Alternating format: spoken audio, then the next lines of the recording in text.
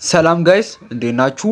ሪ ኤግዚት ኤግዛም ፈተናን መቃረቡን አስመልክቶ ከፈተና በፊት ሰልፍ ቬሪፊኬሽን ሙሉ ዶክመንታችሁን ከፋይዳ ጋር እንድታስተሳስሩ ትምህርት ሚኒስቴር አሳውቋል ማለት ነው። ይሁን እንጂ ተማሪዎች ውዥብርና ጥያቄ ይፈጥሩባቸዋል። አብዛኞቻችሁ በውስጥ እየሰራልኝ አይደለም፣ ምን ይሻላል እያላችሁ ትገኛላችሁ። መፍትሄውን ቪዲዮን እስከ መጨረሻ ካያችሁ አጥጋቢ መልስ የምታገኙ ይሆናል። በጣም አጠር ያለች ጥቅም አዘል የሆነ ኢንፎርሜሽን የምታገኙ ይሆናል ማለት ነው።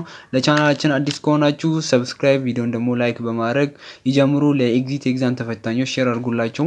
ወደ ዋና ጉዳይ ስንገባ የእናንተ ጥያቄ የሆነው ሰልፍ ቬሪፊኬሽን እምቢ ብሎኛል መፍትሄው ምንድነው እያላችሁ ትገኛላችሁ።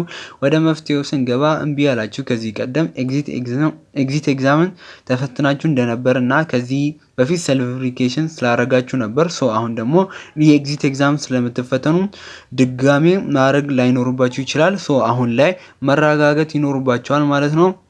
እና አዲስ ኢንፎርሜሽን ከትምህርት ሚኒስቴር ሲወጣ መከታተል ይኖርባችኋል። ለበለጠ መረጃ አውር ቴሌግራም ቻናል ጆይን ማድረግ አለባችሁ። ሊንኩን ኮሜንት ስር ማስቀመጥላችሁ ይሆናል። ሌላኛው ደግሞ ኤግዚት ኤግዛምን ለመጀመሪያ ጊዜ ለምትፈተኑ ከአሁኑ ሰልፍ ቬሪፊኬሽን መጨረስ አለባችሁ። ፉል ዶክመንታችሁን ከፋይዳ ጋር ኮኔክት ማድረግ ግዴታ ይኖርባችኋል ማለት ነው።